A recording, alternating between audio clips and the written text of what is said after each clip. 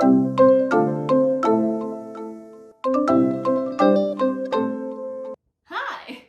We are Sam and Emily. We have a cockapoo puppy named Boomer sitting over here.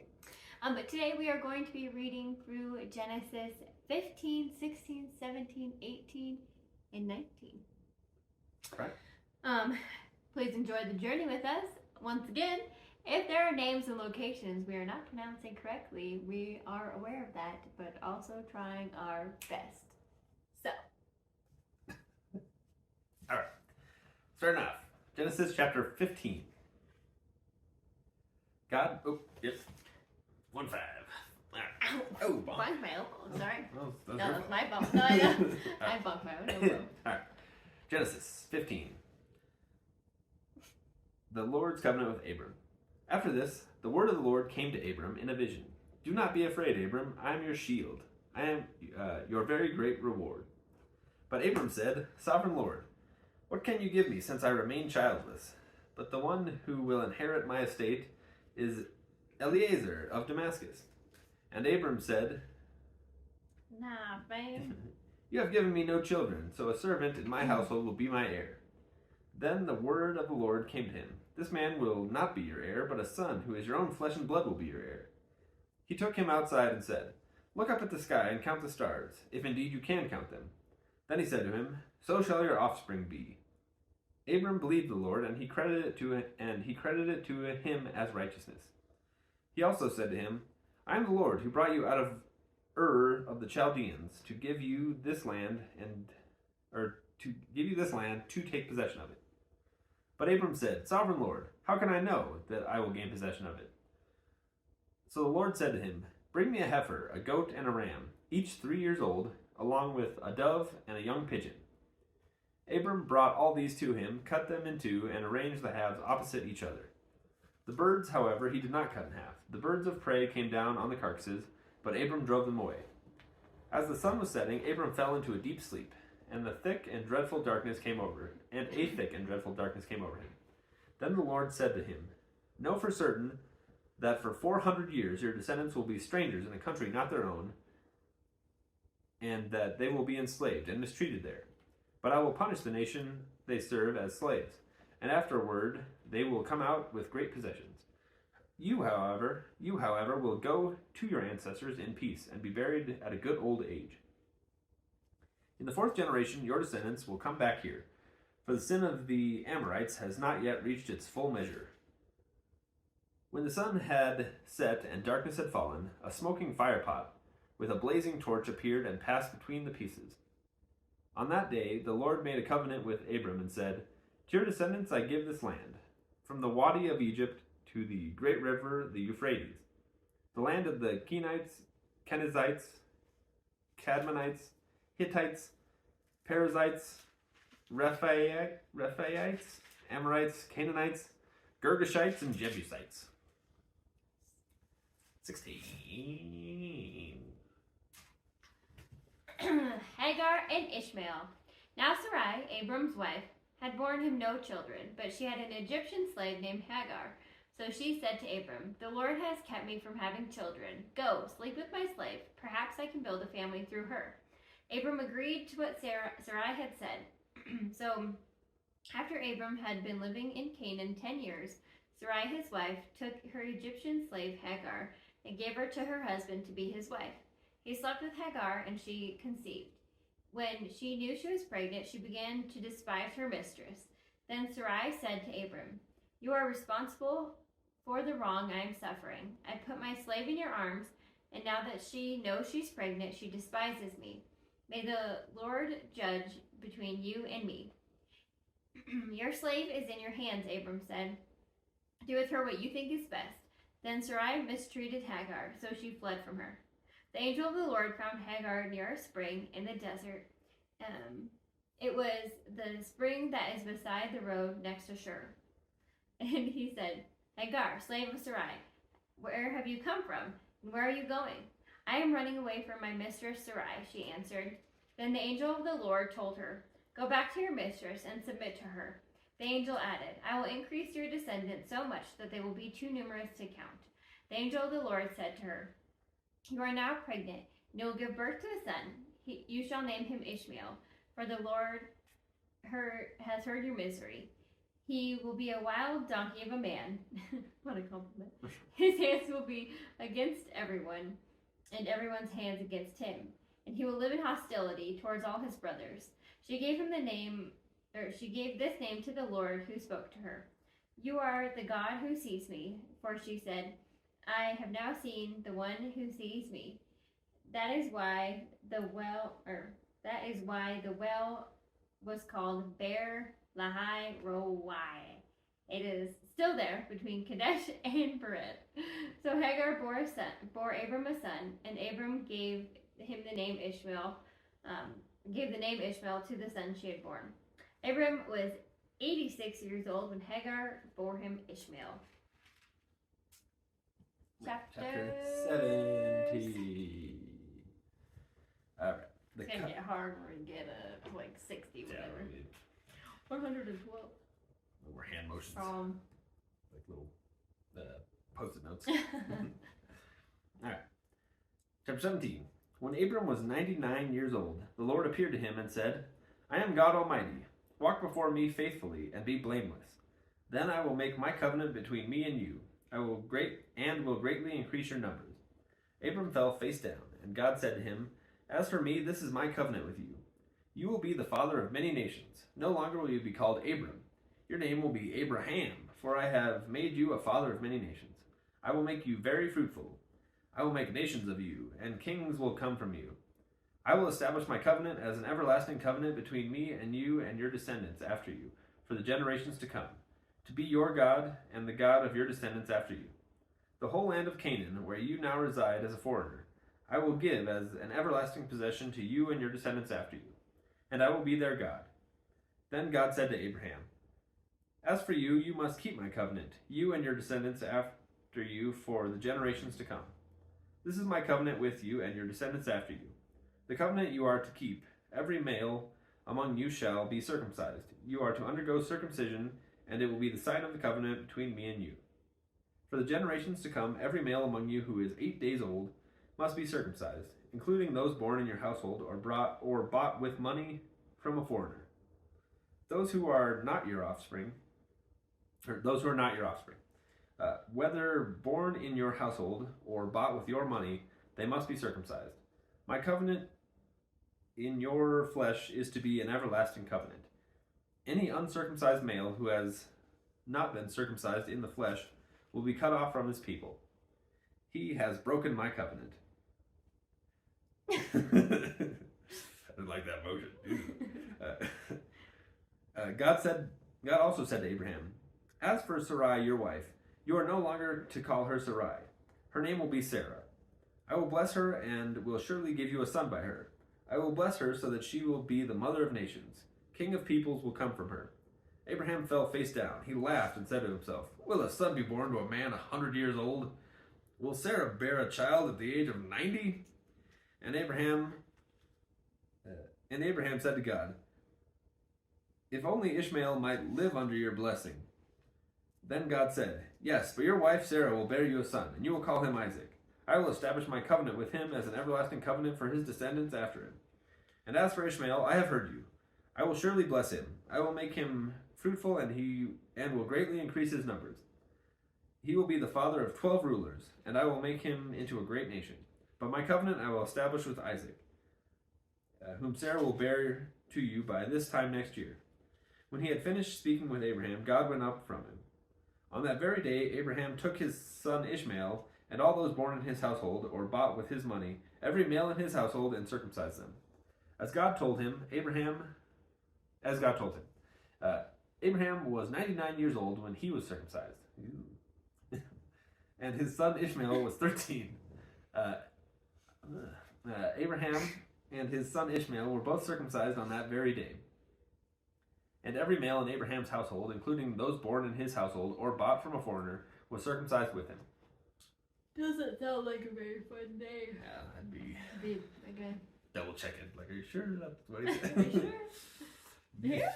Nah. Chapter 18. And numbers. The Lord appeared to Abraham. Oh, so much easier now that we've switched. The Abraham versus The Abraham versus the Abram. I'm like, ugh, okay. The Lord appeared to Abraham near the great trees of Mamre. Is it Mamre? Mamre. While he was sitting at the entrance to the tent in the heat of the day. Abraham looked up and saw 3 men standing nearby. When he saw them, he hurried from the entrance of his tent to meet them and bowed low to the ground. He said, "If I have found favor in your eyes, my lord, do not pass your servant by. Let a little water be brought, and then you may all wash your feet and rest under the tree. Let me get you something to eat, so you can be refreshed, and then go on your way, now that you have come to your servant." "Very well," they answered. "Do as you say." So Abraham hurried into the tent to Sarah. "Quick," he said, "get 3 seahs of the finest flour and knead it and bake some bread." Then he ran to the herd and selected a choice, tender calf and gave it to a servant who hurried to prepare it. Then he brought some curds and milk and the calf that had been prepared and set these before them. While they ate, he stood there near them under a tree. "Where is your wife Sarah?" they asked him. "There, in the tent," he said.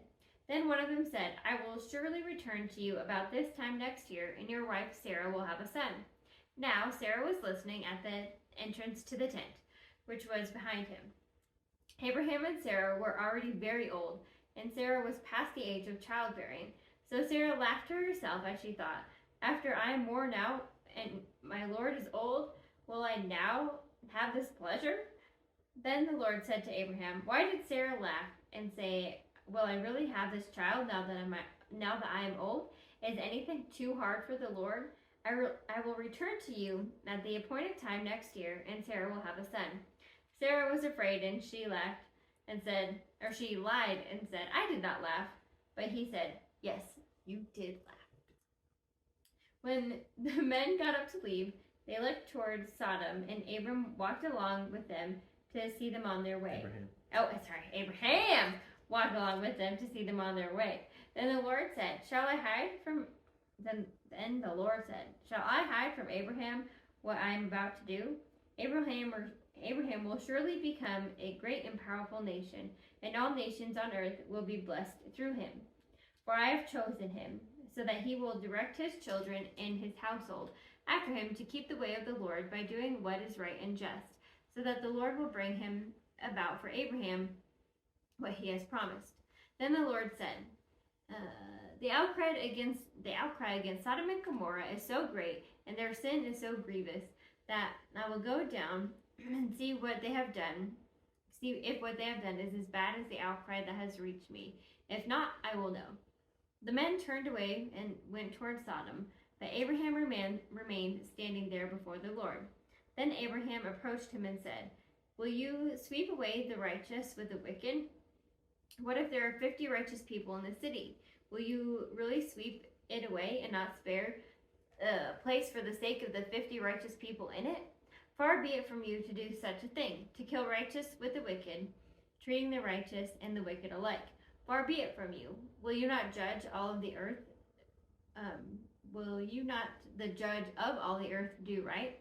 The Lord said, "If I find 50 righteous people in the city of Sodom, I will spare the whole place for their sake." Then Abraham spoke up again, "Now that I have been so bold as to speak to the Lord, am I nothing but dust and ashes? What if the number of the righteous is 5, less than 50? Will you destroy the whole city for the lack of 5 people? If I find 45 there," he said, "I will not destroy it." Once again he spoke to him. "What if only 40 are found there?" he said. "For the sake of 40, I will not do it." Then he said, "May the Lord not be angry, but let me speak. What if only 30 are found there?" He answered, "I will not do it if I find 30 there." Abraham said, "Now that I have been so bold to speak to the Lord, what if only 20 can be found there?" He said, "For the sake of 20, I will not destroy it." Then he said, "May the Lord not be angry, but let me speak just once more. What if only 10 can be found there?" The Lord answered, "For the sake of 10, I will not destroy it." When the Lord had finished speaking with Abraham, he left, and Abraham returned home. Nice. Good haggling, Abraham. That's good. 1, 9, 19.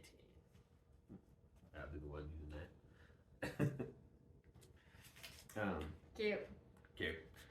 Oh, wait. Oh, no. We're not. Yep, Genesis chapter 19. I was looking at my other page. I was like, where did I finish reading? The two angels arrived at Sodom in the evening, and Lot was sitting in the gateway of the city. When he saw them, he got up to meet them and bowed down with his face to the ground. "My lords," he said, "please turn aside to your servant's house. You can wash your feet and spend the night, and then go on your way early in the morning." "No," they answered, "we will spend the night in the square."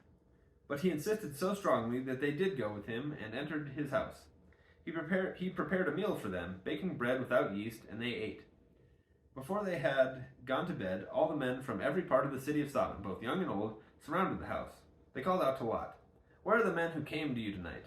Bring them out to us so that we can have sex with them." Lot went outside to meet them and shut the door behind him and said, "No, my friends, don't do this wicked thing. Look, I have 2 daughters who have never slept with a man. Let me bring them out to you, and you can do what you like with them. But don't do anything to these men, for they have come under the protection of my roof." "Get out of our way," they replied. "This fellow came here as a foreigner, and now he wants to play the judge. We'll treat you worse than them." They kept bringing pressure on Lot and moved forward to break down the door. But the men inside reached out and pulled Lot back into the house and shut the door. Then they struck the men who were at the door of the house, young and old, with blindness, so that they could not find the door. The 2 men said to Lot, "Do you have anyone else here, sons-in-law, sons or daughters, or anyone else in the city who belongs to you? Get them out of here, because we are going to destroy this place. The outcry to the Lord against its people is so great that he has sent us to destroy it." So Lot went out and spoke to his sons-in-law, who were pledged to marry his daughters. He said, "Hurry and get out of this place, because the Lord is about to destroy the city." But his sons-in-law thought he was joking. With the coming of dawn, the angels urged Lot, saying, "Hurry, take your wife and your 2 daughters who are here, How's your kids? How's your Wi-Fi? or you will be swept away when the city is punished." When he hesitated, the men grasped his hands and the hands of his wife and of his 2 daughters and led them safely out of the city, for the Lord was merciful to them. As soon as they had brought them out, one of them said, "Flee for your lives. Don't look back, and don't stop anywhere on the plain, or anywhere in the plain. Flee to the mountains, or you will be swept away." But Lot said to them, "No, my lords, please. Your servant has found favor in your eyes, and you have shown great kindness to me in sparing my life. But I can't flee to the mountains. This disaster will overtake me, and I'll die. Look, here is a town near enough to run to, and it is small. Let me flee to it. It is very small, isn't it? Then my life will be spared." He said to them, "Very well, I will grant this request too. I will not overthrow the town you speak of, but flee there quickly, because I cannot do anything until you reach it. That is why the town is called Zor." That makes sense. Obviously. Ah, yes. That's why it's called Zor. Zor, because of Zor. By the time Lot reached Zor, the sun had risen over the land. Then the Lord rained down burning sulfur on Sodom and Gomorrah from the Lord out of the heavens. Thus he overthrew those cities and the entire plain, destroying all those living in the cities, and also the vegetation in the land. But Lot's wife looked back, and she became a pillar of salt. Early the next morning, Abraham got up and returned to the place where he had stood before the Lord. He looked down toward Sodom and Gomorrah, toward all the land of the plain, and he saw dense smoke rising from the land, like smoke from a furnace. So when God destroyed the cities of the plain, he remembered Abraham, and he brought Lot out of the catastrophe that overthrew the cities where Lot had lived. Lot and his 2 daughters left Zor and settled in the mountains, for he was afraid to stay in Zor. He and his 2 daughters lived in a cave. One day the older daughter said to the younger, "Our father is old, and there is no man around here to give us children, as is the custom all over the earth. Let us go to our father, drink wine, and then sleep with him and preserve our family line through our father." That night they got their father to drink wine, and the older daughter went in and slept with him. He was not aware of it when she lay down or when she got up. The next day the older daughter said to the younger, "Last night I slept with my father. Let's get him to drink wine again tonight, and you go in and sleep with him so we can preserve our family line through our father." So they got their father to drink wine that night also, and the younger daughter went in and slept with him. Again, he was not aware of it when she lay down or when she got up. So both of Lot's daughters became pregnant by their father. The older daughter had a son, and she named him Moab. He is the father of the Moabites of today. The younger daughter also had a son, and she named him Ben-Ami. He is the father of the Ammonites of today. Ending on a weird note with that one. Very strange. American history. Well, thank you for joining us in chapters 15, 16, 17, 18, And 19. and 19. Check out the next video and the first video if you haven't watched them. See you then.